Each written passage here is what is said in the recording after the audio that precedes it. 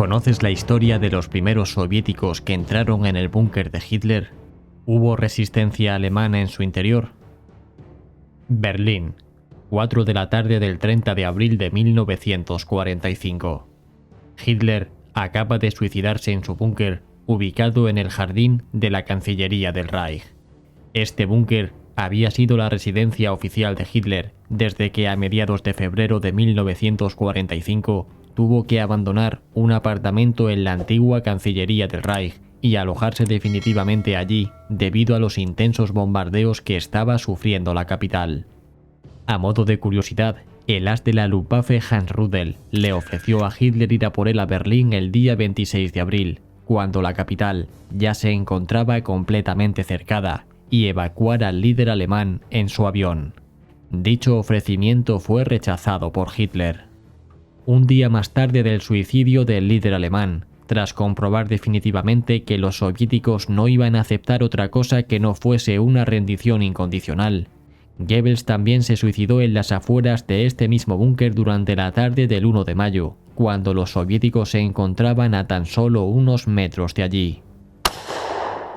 Durante esa noche del 1 de mayo, la mayor parte del personal que todavía quedaba en el búnker de Hitler, entre los que se incluyen trabajadores, asistentes y generales, terminaron marchándose para participar en una fuga nocturna.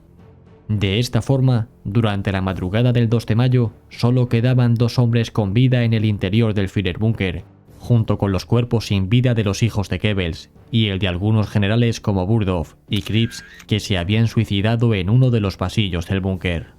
Uno de los hombres con vida dentro del búnker de Hitler era el famoso operador de radio y antiguo guardaespaldas del líder alemán, Rochus Schmidt, y el otro hombre era un ingeniero de 36 años llamado Johannes Henschel, que se había quedado para que el generador eléctrico continuase funcionando. Este generador era muy importante ya que de su energía dependía un hospital subterráneo con miles de heridos que estaba cerca del búnker de Hitler. Debido a que ya no quedaba nadie del gobierno alemán dentro del Führerbunker, Rochus Schmidt decidió abandonarlo sobre las 4 de la mañana del 2 de mayo para intentar salvarse, aunque finalmente fue capturado por los soviéticos y estuvo preso en Siberia hasta 1955. Así pues, Henschel fue el único hombre dentro del búnker cuando el 2 de mayo se hizo de día, y sin saberlo, aunque se lo podía esperar, iba a ser el primer y único alemán al que los soviéticos verían cuando finalmente entrasen en el búnker de Hitler. Por su parte, los soviéticos planearon realizar un asalto sobre la Cancillería del Reich durante esa madrugada del 2 de mayo, utilizando tropas del 5º Cuerpo de Fusileros del 9º Ejército de Choque. El asalto se llevó a cabo finalmente a través de la Wilhelmplatz y encontró una débil resistencia alemana. Poco a poco, las tropas del Ejército Rojo irrumpieron en el complejo, y en este punto, los soviéticos solo sabían que se había informado de que Hitler había muerto en Berlín el 30 de abril, según el informe que un día antes Goebbels les había hecho llegar. Una unidad especial liderada por la comandante del NKVD, Anna Nicola, y 4 soldados masculinos del 1050 Regimiento de Infantería, tuvo un papel destacado en este asalto. Nicola llevaba una bandera soviética roja alrededor de su cintura, y junto con su escolta, se abrió camino hasta el último piso del edificio, colocando la bandera en la azotea. Prácticamente al mismo tiempo, a las 06:00 horas de la misma mañana del 2 de mayo, el general alemán Helmut Weidling, que ostentaba el mando de la defensa final de Berlín, hizo el anuncio oficial sobre la rendición de la guarnición de la capital.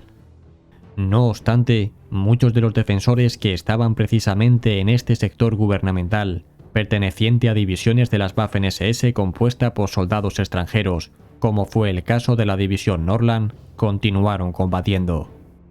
Sin duda alguna, tenían claro que en el cautiverio les esperaba de igual modo la muerte. Según el testimonio del último hombre que quedaba en el búnker de Hitler, sobre las 8 de la mañana de ese 2 de mayo, Henschel comenzó a oír voces femeninas que por el idioma supo que no eran alemanas. Acto seguido, cuando el ingeniero alemán salió de la habitación de los generadores eléctricos para ver qué era lo que estaba pasando, vio a un grupo de mujeres soldados soviéticas perteneciente a una unidad de gestión del tráfico. Las mujeres se abalanzaron sobre él y le exigieron que las llevara hasta la habitación de Eva Braun para quedarse con su ropa. Además, también se quedaron con mucha ropa y objetos de la mujer de Goebbels. Una vez que Henschel las llevó hasta donde le pidieron y robaron la ropa de la recientemente fallecida mujer de Hitler, las mujeres le obligaron a él también a ponerse ropa femenina como acto de humillación. Cuando esta bochornosa escena terminó, las siguientes en entrar fueron nuevamente mujeres, siendo en esta ocasión enfermeras que iban en busca de suministros para los heridos. Del mismo modo que las otras, se llevaron también toda la ropa que pudieron. Poco más tarde, entre las 9 y las 9:30 de la mañana, llegaron los agentes de la Policía Política Soviética, también conocida como la NKVD, para tratar de localizar a Hitler y a otros dirigentes alemanes.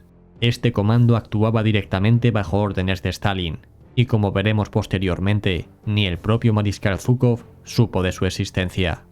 Este destacamento estaba dirigido por el teniente coronel Alexander Badis, y lo primero que hicieron fue capturar al ingeniero alemán para que los guiase por el interior del búnker.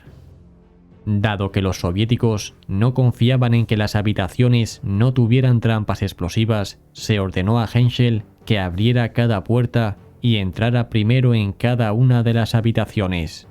Según comentó posteriormente el ingeniero alemán, en ese momento se habían producido incendios en varias habitaciones, incluida en la sala de estudio de Hitler, lo cual le llevaba a los oficiales soviéticos a pensar que podía haber explosivos. Además, también tenían miedo de que hubiese alguna trampa con gas.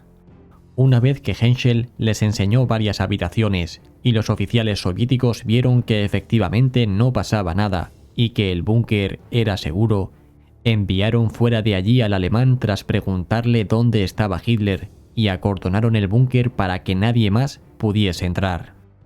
A partir de este punto, los investigadores soviéticos se quedaron a solas en el búnker y comenzaron a registrarlo todo en busca de cualquier prueba que les indicase qué había pasado con Hitler. El teniente general Alexander Badis estaba siendo presionado por Stalin, que quería conocer todo lo que había pasado con Hitler de forma detallada lo antes posible. Y es que a pesar de los informes de su muerte, Stalin parecía creer que Hitler todavía estaba vivo. Cuando durante esa noche el mariscal Zhukov se presentó en el Führerbunker con la intención de entrar, Alexander le impidió la entrada tal y como le había ordenado Stalin que hiciese.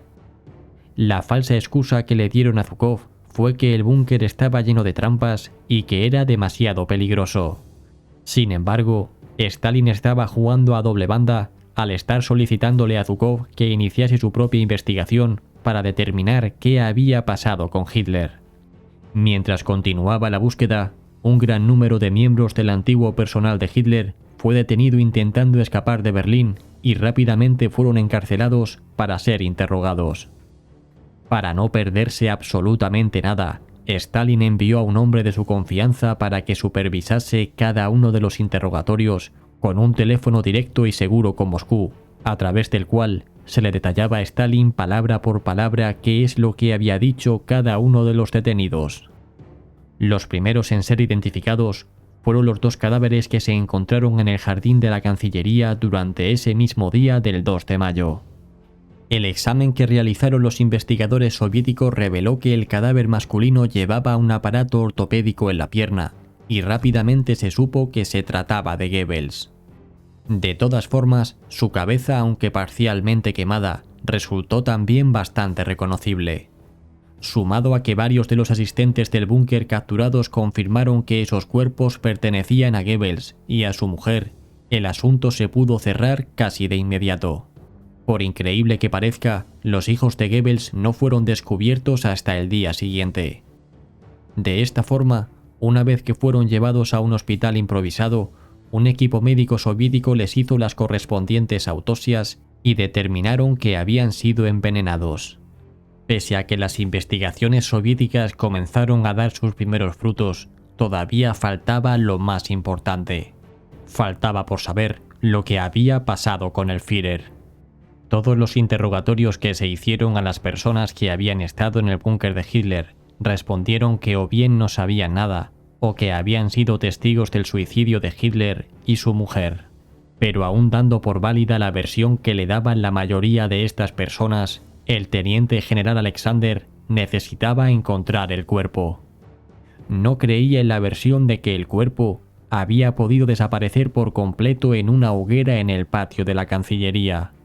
Durante la tarde del 3 de mayo, en un gran depósito de agua que había cerca del búnker de Hitler, se encontraron numerosos cadáveres que parecían estar escondidos dentro de él, que hicieron pensar a Alexander que allí estaría el cuerpo de Hitler escondido. Rápidamente encontraron el cuerpo de un hombre de mediana edad, que vestía un traje oscuro y lucía el mismo bigote y peinado que Hitler. A la mañana siguiente, con una luz mayor, se sacó el cadáver del depósito de agua y se llevó ante 6 testigos alemanes que previamente habían estado con Hitler. 5 de ellos dijeron que no era Hitler, y uno dijo que podría ser, debido a que efectivamente se parecían. Este cadáver atrajo mucha atención soviética y fue fotografiado y filmado.